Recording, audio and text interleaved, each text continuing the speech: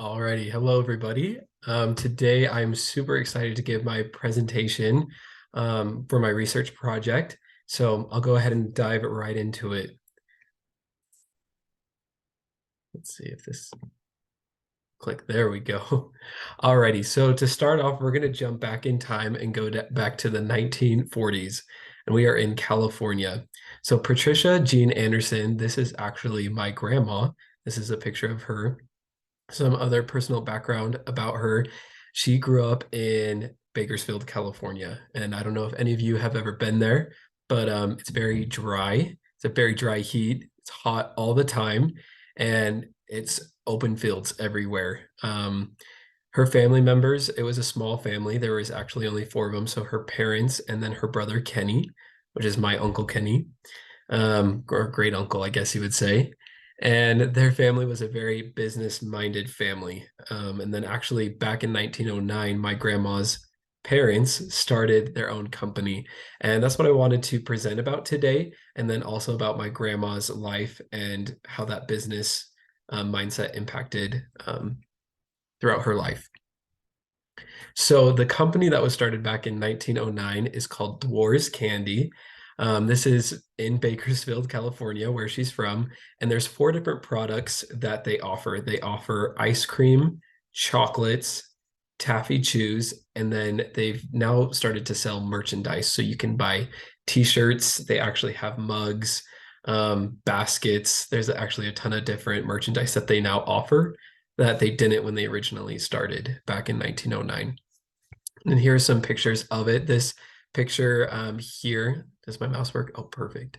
This picture right here is actually the original shop that started in 1909. They've obviously repainted it and redone it a bit, but this is the original location. And I wanted to play a video just so you can be familiar with some of the products that they sold. And this one goes into their most popular, which was the taffy chews. So you can kind of understand this good. Welcome back to Unwrapped, where we're living the sweet life and our look at gooey goodies. And our final treat has created a rabid fan base for close to a century. What inspires such devotion? Well, it just might have something to do with what's in the middle. Check this out. They're gooey, chewy, and creamy. And these simple sweets are also perfectly named. They're chews, the taffy treat with a peanut butter center. There is an actual peanut butter inside of the taffy instead of just a flavoring.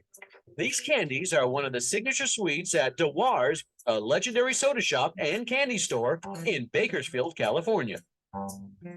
The store got its start in 1909, soon after founder James Dewar began hawking confections. He started out in Ventura selling kids candy at the schools and around there, and he'd deliver stuff. And he ended up coming over here and opening up a shop.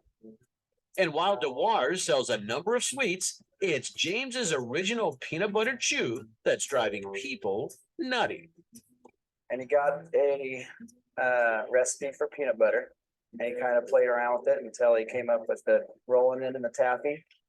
Most people would just flavor the taffy, so he actually figured if you put peanut butter inside of it, how much better would that be? Awesome.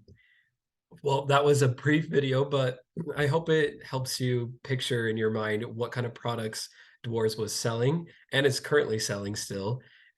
This one in particular, I love the peanut butter chew. It's making me very hungry. And if I could, I would give you all a piece so you can try it because they are delicious. All right, let's move on. Welcome back to Unwrapped. Maybe if I click down here. There we go. Perfect. So I wanted to cover the income. So, we are in California back in the 1940s. So besides the management working at the store, the employees were paid hourly. And I would love for you to guess the minimum wage, but I'm about to tell you in just a few seconds here. The minimum wage at the time of 1940 was about 45 cents. And currently the minimum wage of California is now $10. So obviously there's a huge increase from 1940 to now. But if you think about it, it is about an 80-year growth that has happened since the 1940s. But it's still crazy to think and to go back in time of living off of 45 cents an hour as your income. So I wanted to cover as well the how products were made. So everything was made at the store by hand. And that's what makes them so famous. And so this included rolling out the chocolate and the taffy all day long.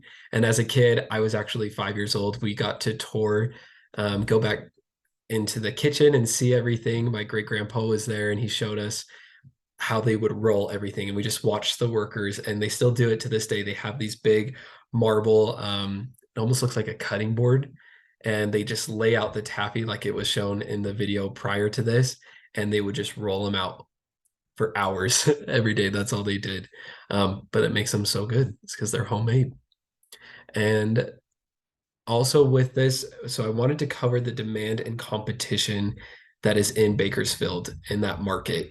So currently there's been a huge growth for Dwar's. There's now 3 locations in Bakersfield. We have the original location that was pictured earlier in the presentation, and now there is 2 other locations.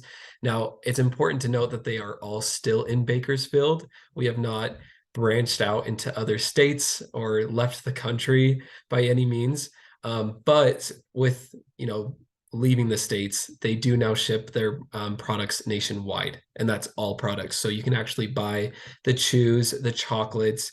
The ice cream is not something that you can purchase and ship to your home for obvious reasons. It's ice cream, so you'll have to go in person to the location to get that treat. But you can purchase merchandise as well. My family is constantly buying candy from Dwar's. And then just with its competition, so California, as we know, is a very hot state. Their temperatures are year-round are very high compared to us in Utah. I'm from Idaho, so when you compare it to those temperatures, it's a lot warmer, which causes for more ice cream businesses to actually operate, especially in Bakersfield with how dry the heat is there. You're expected to find a lot of ice cream shops. And so Dwar's does have a lot of competition in the area because it's just a common thing to find.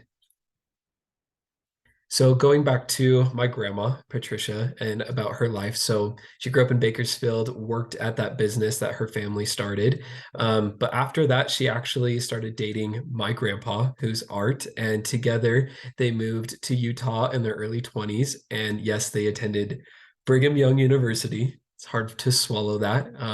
Go Aggies. But they did attend Brigham Young University, and they were married on September 3rd of 1964. So starting a family, this was a big deal for them. They actually left after they graduated BYU. They moved to Idaho Falls, which is where I'm from. I don't know if any of you have been there, but if you're in Logan, it's about 2.5 hours away. But they moved to Idaho Falls to raise their family, and they ended up having 9 kids. So my dad has a large family. And my grandma, with that hard, business mindset that she grew up in, she actually became a stay-at-home mom. And my grandpa Art was working for the Church of Jesus Christ of Latter-day Saints, which is a common church found here in Utah, and it's in Idaho as well. So then it comes down to, how do you feed and provide for a family of 9? That's a lot of kids. So thinking about the consumption that my grandma and her family was facing, everything was made by hand. Well, I can't say everything, but a majority of, but like most everything, just needed to look at my slide. Most everything was made by hand from my grandma Patricia. The income that my grandpa was getting from the church and his position there was not able to support the family with all their needs that they had. Like I said, 9 kids, you got to feed them. They have to have clothes, be able to go to places. Like there's a lot to think about there when it comes to the consumption alone with just that family. And when I say mostly everything, it comes down to the food. Not my grandpa, my dad would tell me stories all the time growing up and hearing my grandma constantly making things in the kitchen. She made homemade bread every day. That's why I put that picture on here, because when I think of my grandma, I think of these 2 things. She makes bread all the time, and she's constantly sewing. My grandma loves to sew. She would hand make a lot of my brother's clothes and also all of his siblings. All the dresses that my aunts wore for school dances or any events were handmade. My dad had jeans that my grandma would made, and I actually have a quilt here in my room that's sewn from my grandma. And that's just how they lived their life. They only purchased a few things at the store, but anything that my grandma could make and get her hands on, she would. So with Idaho Falls, where they're currently living, I just wanted to see the contrast from California to the state of Idaho. So in Idaho Falls and just in the state in general, the current minimum wage in 2022 is $7.25. Very low compared to others. You know, right now, California is at $10 an hour. But currently, the cost of living in Idaho Falls is going up pretty dramatically. The house demand is also very, very high. And it's funny to think, but a lot of this is due to people from California moving to Idaho because it is cheaper compared to that market. And so they're able to purchase these homes and outbid people from Idaho who are making the same wages and income that they are in California. And then I just wanted to also, you know, going on with the family. So my grandma, she raised this family and she raised my dad. So my dad has that same business and mindset that my family does on my grandma's side. So my dad actually started his own mortgage company in Idaho Falls. And I loved thinking about this while making this presentation and just seeing how my family has grown in business throughout the years. So my dad made this business in the early 2000s. It was titled Easy Mortgage. And he ran it for a couple of years, actually, I'd say about 6 or 7 years.